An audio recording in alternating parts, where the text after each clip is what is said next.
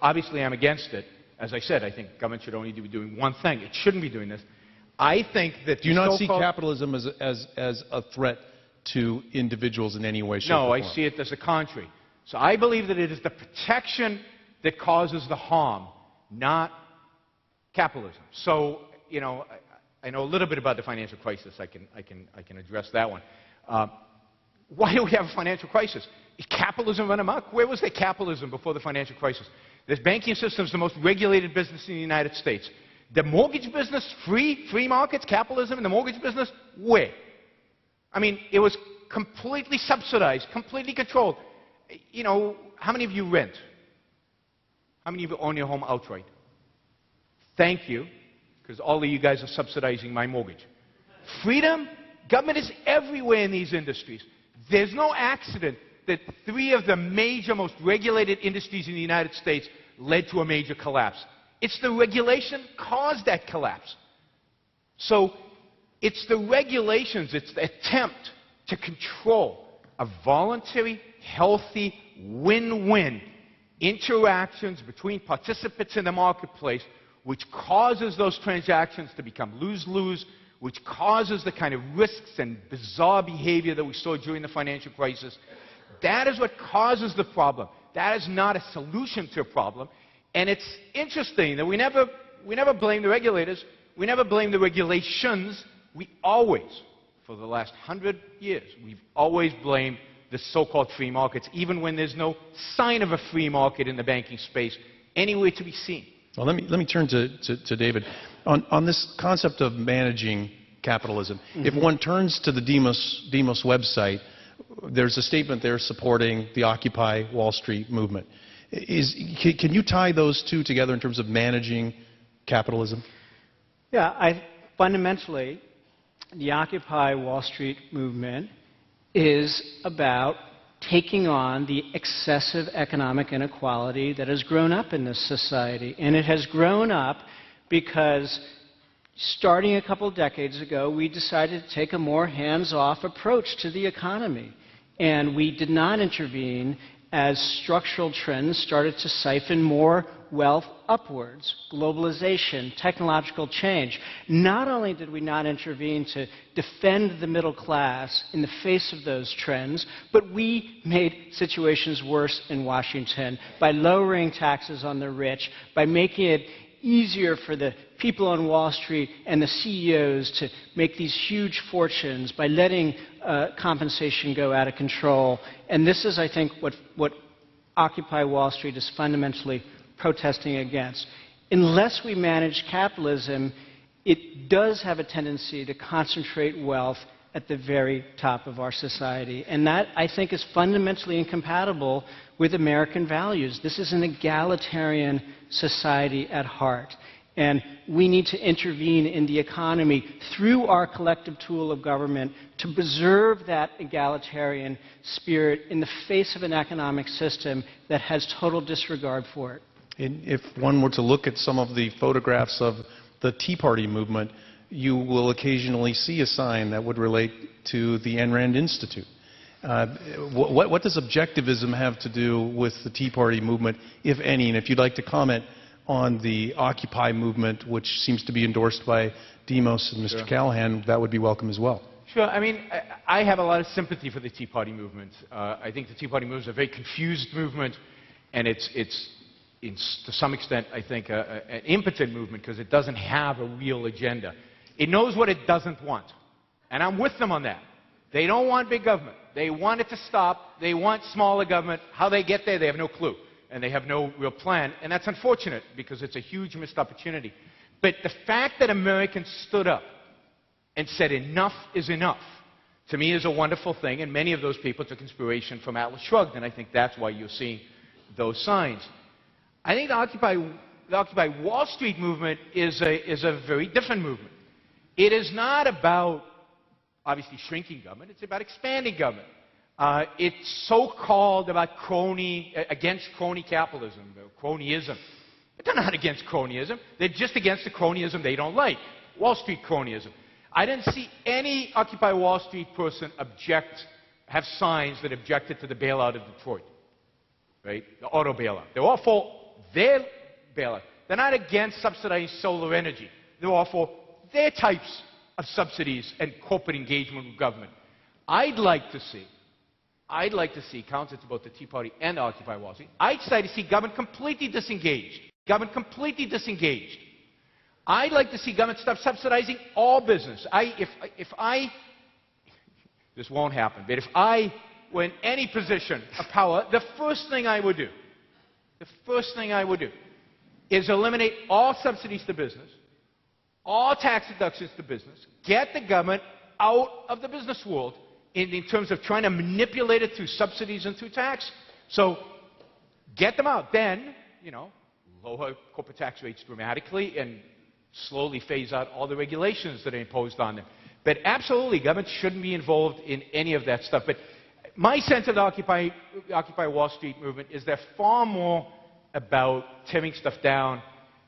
They are very much in terms of inequality, this issue of wealth inequality. Now, I don't have a position on wealth inequality. I don't know what's the right, and I don't think David knows. I mean, I'm curious what the number is. I don't know what the right inequality of wealth. I know inequality is a good thing. I don't think equality is good. I think equality is actually a real bad thing. It would mean tall people would have to have their legs chopped off a little bit. Well, let's ask David. Let's ask David to comment on that. He had the opportunity to comment on the Occupy movement. Yeah. You ought to have an opportunity to comment at least on the Tea Party movement and any others that you'd like to add. Well, just on this question of what's the right amount of inequality, there is no sort of absolute answer to that. But I think it would be a good thing if we lived in a society where all boats rose together, which was the case through most of the early post-war decades. The rich got richer, made a lot of money, but the middle class rose and the working class rose. And starting in the 1970s, we entered a very different kind of economy in which only the yachts really went up. There was a study that came out by the Congressional Budget Office which showed that the incomes of the top 1% have grown by almost 300% since 1979, while the incomes of the working class, the middle class, have barely moved at all. That is not the kind of society we want to live in, and that is the kind of situation you get when we have an unregulated form of capitalism, when we take a hands-off approach, and I think that we need to do something about that if we're going to retain our egalitarian democracy. I mean, remember, inequality of income and wealth always translates into inequality of political power. People with money and wealth can easily translate those resources into a bigger say in our democracy, and that is not compatible with the values of this country. Is this the income inequality issue? Yes, please. Thank you. So I said that I don't know what the right mix is, but I know how to get there. And how to get there is freedom. Is leaving people alone, is getting the government out of picking winners and losers, is getting the government out of redistributing wealth from some to others. Let's have a real free market, and let's see what the redistribution of wealth is. Let people be rewarded based on what they produce, not based on what some bureaucrat thinks they deserve. Let me put that question directly to David. Is government's role to redistribute wealth? Absolutely, yes. And the last time we had we do it through the progressive tax system, which enjoys wide public support. We do it through Social Security and Medicare, which enjoy wide public support. We do it through education. Redistribution is a fundamental role of government. And the last time we had a situation that Yaron describes was 100 years ago, before the income tax, before the rise of modern government. And what did that society look like? It was a society with incredibly high levels of economic inequality, a society dominated politically by the trusts, a society which, in effect, was an oligarchy. And that's what we'll get again if we try to go back in that direction. So this is a complete rewriting of history. So from 1800... Robber barons? Complete rewriting of history. From 1800 to 1850, average incomes in the United States doubled. Not like today's flat, doubled. From 1850 to 1900, incomes in the United States doubled again. GDP per capita grew from the Civil War to 1913 at the highest rates in human history. At the same time, as the United States was absorbing millions and millions and millions of the poorest of the poor from all over the world. Freedom works. Was there disparity of wealth? Absolutely. I'm not against that. I think that's wonderful. If some people are making huge amounts of money, that means that we value the services they're providing. How do you make money in a free market? Not today, when some people make money by get subsidies from the government. In a free market, you make money like Microsoft made money, by selling you a product that you value. And you pay a fraction of the benefit that that product actually provided your life. So the fact that Bill Gates made 40, 80, I don't care, $100 billion, good for him. He exerted himself.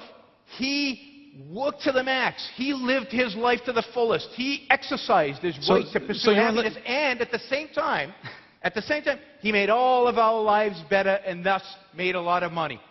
So that's great. Let me ask you. So let me ask you. The Microsoft employees. So let me, Microsoft here in Seattle. But let me ask you just as blunt a question. Should the government role then be to promote disparity in wealth? No, the government is neutral. I believe, and this is the radical position I take, I believe, and let me just address one issue because David keeps bringing it up. He's right. Americans want what he wants. This debate is not about popularity. Nobody likes what I'm advocating for. But I'm right. So the fact that So is it a good thing? I want to bring it back to my question. I believe in the separation of government from economics. So I don't believe that government should be involved in redistributing wealth, in managing capitalism. I don't believe it should be involved in the economy. You want to be a socialist under freedom? You can, as long as you can convince other people to go live with you in a commune and to each according to his needs, from each according to his ability. You're free to do so. If you want to bail out Detroit, get a bunch of people together, pool your money voluntarily together and go bail out Detroit. That's called freedom. Is it a good thing to have significant wealth disparity as a product of society? I think if it's a product of freedom, then yes, absolutely. And again, I am a strong believer that equality of outcome is an evil goal.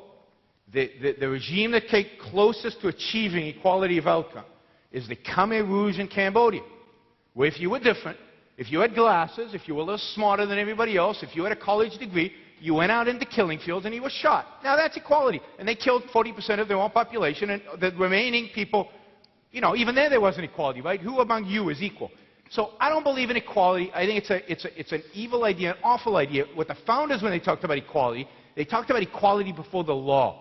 In those days, if you were an aristocrat or if you were a peasant and you were accused of murder, the aristocrat got a much lighter sentence than the peasant did. That's how Europe functioned. What the founding fathers objected to was that kind of inequality. The government should treat everybody the same.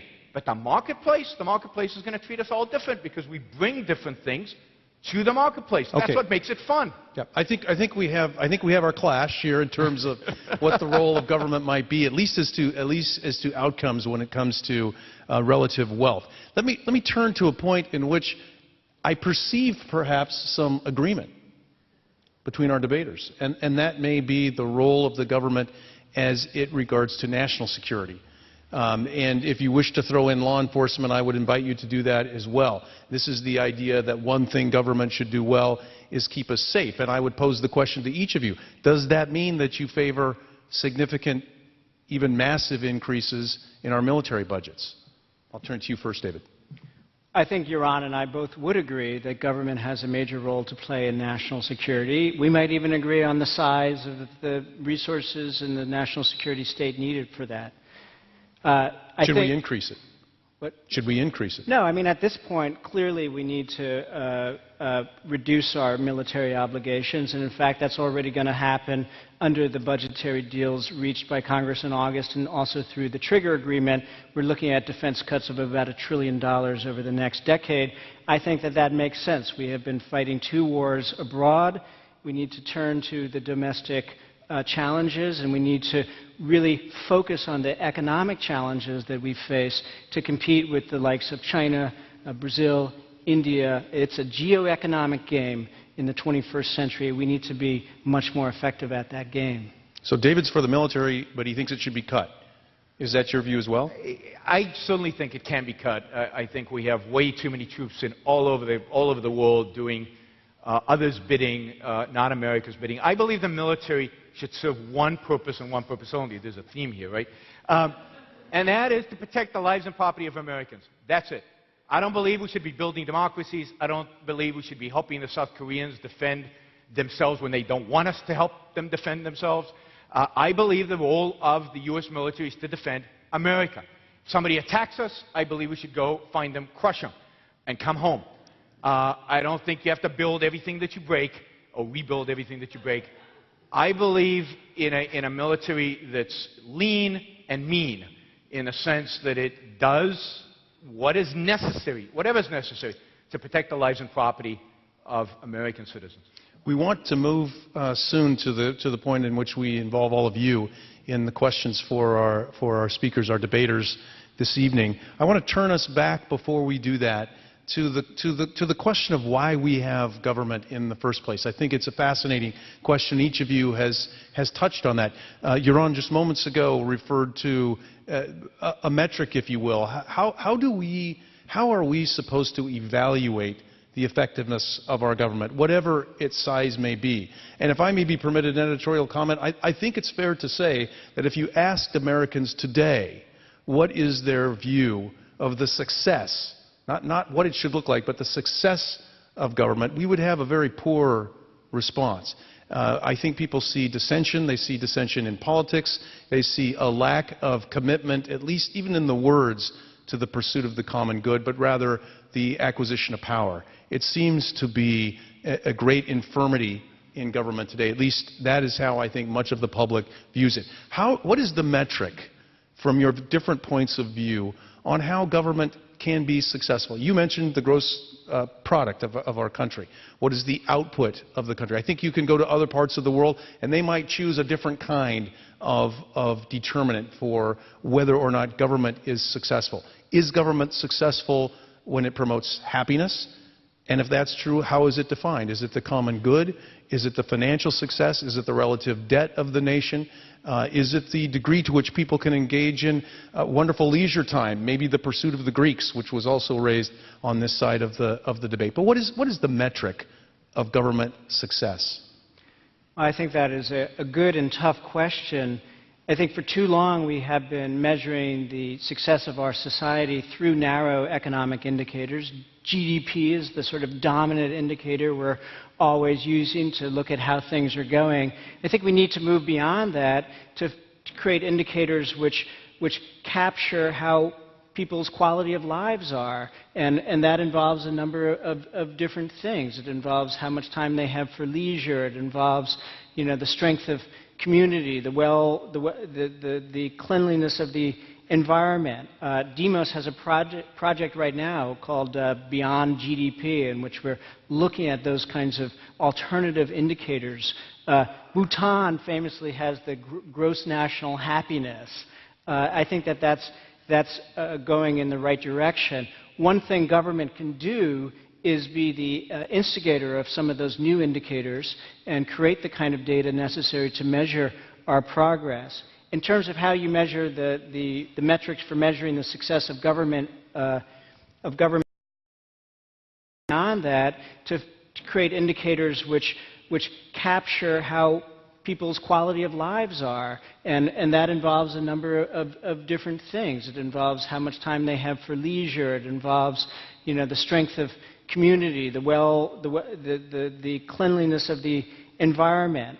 Demos has a project right now called Beyond GDP, in which we're looking at those kinds of alternative indicators.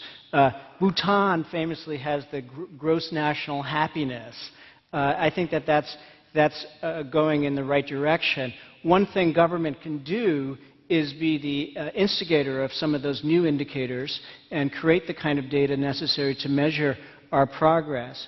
In terms of how you measure the metrics for measuring the success of government itself, that's very difficult to do. I think you're right. Many Americans, in the abstract, are disenchanted with government. But when you ask them about the particular things that government does, They like it. They like Social Security. They think government has been very successfin ensuring retirement security for more old people or ensuring that seniors have access to medical care. They like government's role in ensuring a clean environment. So in those particulars, Americans are very pleased with the successes the government has had, and those successes have been substantial.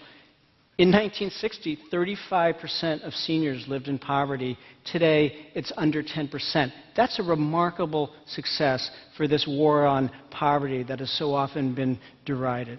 Is there a metric for happiness? We have gross domestic product. We have a new sort of gross national happiness scale, perhaps being proposed by others around the world. I fear that your answer may involve something more like, well, the less the government does, the happier we are. But I want to invite you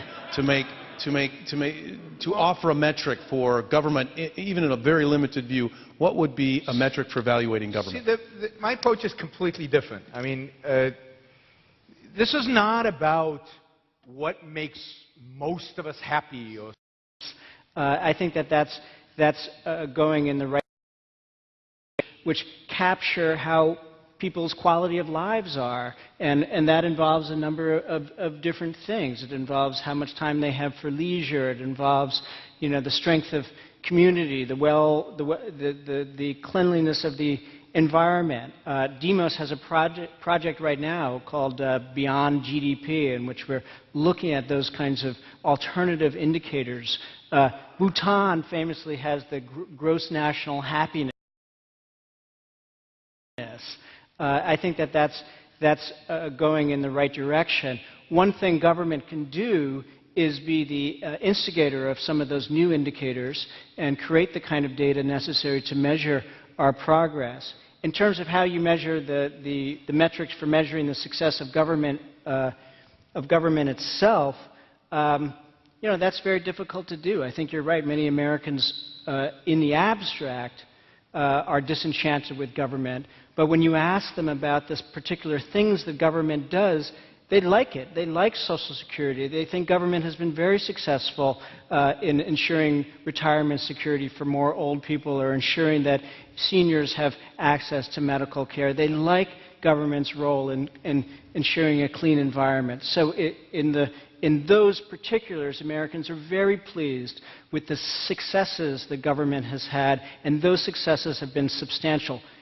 In 1960, 35% of seniors lived in poverty. Today, it's under 10%. That's a remarkable success for this war on poverty that has so often been derided. Is there a metric for happiness? We have gross domestic product. We have a new sort of gross national happiness scale, perhaps being proposed by others around the world. I fear that your answer may involve something more like, well, the less the government does, the happier we are. But I want to invite you to offer a metric for government, even in a very limited view. What would be a metric for evaluating government? See, my approach is completely different. I mean, this is not about what makes most of us happy or some measure of happiness. And I certainly want to distance myself if I implied that the metric of government is high GDP. It's not. I just happen to think that a good government also has that. The result is that. But in my view, the metric is individual freedom. If the job of government, from my perspective, is the protection of individual rights, then the measure by which we measure whether government's succeeding or not is it protecting rights, or is it, as the case is today, the biggest violator of individual rights, as the Founding Fathers indeed warned us it would become. So government today is a violator of rights. Government today infringes on our freedom, restricts our ability to make choices and make decisions and pursue our own happiness. So the metric I would use is, to what extent are you free to plan out your life, to make the choices that you need to make in your life? What extent are you free? Or what extent does government leave you alone to do that, and it gets rid of the Madoffs and the crooks and the terrorists in order to let you do that? And I think on that matrix, we are failing. On that matrix, we've been declining dramatically for the last 100 years.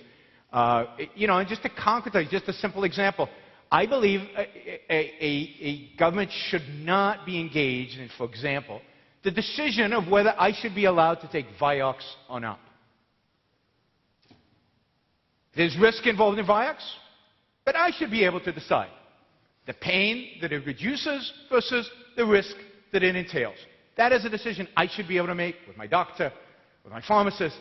Government shouldn't. Every time government makes a decision like that for us, we have less freedom, we have less ability to pursue happiness. And yes, I believe that as individuals we're less happy as a consequence, but since I don't believe you can measure happiness, certainly not collective happiness, there's no such thing. I think that's a point well taken. Do you have a comparative analysis from your viewpoint? Or is there another government somewhere that you would say we should be emulating? When you say government, are you referring to the United States government, or are you referring to all governments? All governments. Give us some comparative basis if you can. So, no government, no government has ever been like the government I would like. So no government has ever practiced the kind of government that I think the Founding Fathers imagined. Even they didn't practice it consistently. But to the extent governments had advocated for freedom, have focused their attention primarily or overwhelmingly on the protection of rights, people have prospered, people have been successful, GDP has grown, I believe happiness has grown, freedom has grown. And, you know, I am a huge lover of 19th century America. I know that David has a very different perspective on pre-World War I America. I think that was the golden age of this country, where individuals actually were free, or as free as we've been in America. I believe that if you compare East Berlin to West Berlin, if you compare China to Hong Kong, if you compare America today to Hong Kong, we're sinking in the economic freedom index like a rock, with Singapore and Hong Kong up there, at least in economic freedoms. I think that, yeah, there are better governments and there are worse governments, and I think the U.S. government, which started out as the best government in the world — I'm an immigrant, I came here because I believe this was the best government in the world — is slowly over the last 100 years, and in an accelerating sense since probably the year 2000, is moving away from that freedom, and even by simple indexes of freedom, you know, dropping dramatically. Let me give David an opportunity to give us a comparative analysis, if you will.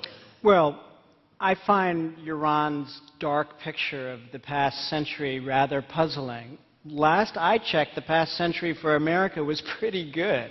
This is the time where we created the first mass middle class in the history of the world. This is a century. The 20th century was a time when we became the freest, most dynamic society in the history of the world. It was a phenomenal century when America became the richest country in the history of the world, and that period also coincided with the rise of a powerful government that was committed to making America #1 in a lot of different areas. A government that was committed to building the modern middle class through the GI Bill, through the interstate highway system that opened up the suburbs, through the public universities that made higher education affordable, through scientific investments that put us on the cutting edge of industry and technology. The government played a central role in creating the Golden Age. The Golden Age of America was not the 19th century when children were working in factories and people didn't have the right to organize and robber barons ran America. The Golden Age was the 20th century. Absolutely. And in terms of the comparative international comparison, you know, I think one of the best examples in the world right now is Denmark, a country known for its economic freedom, a country that is a great place to do business, but also a country with a very strong social safety net and a lot of investment in human capital through its education system. We are in a major global economic competition right now with other countries that have very strong governments that are trying to chart their role in this future, this 21st century. We have to compete with a strong government of our own. Let me take this opportunity to invite the participants who are here with us in the great hall of Seattle's Town Hall to join us at the mic here to my left, to your right. We will have someone here to sort of moderate that activity for us, but ask you to begin thinking of your questions and to come forward.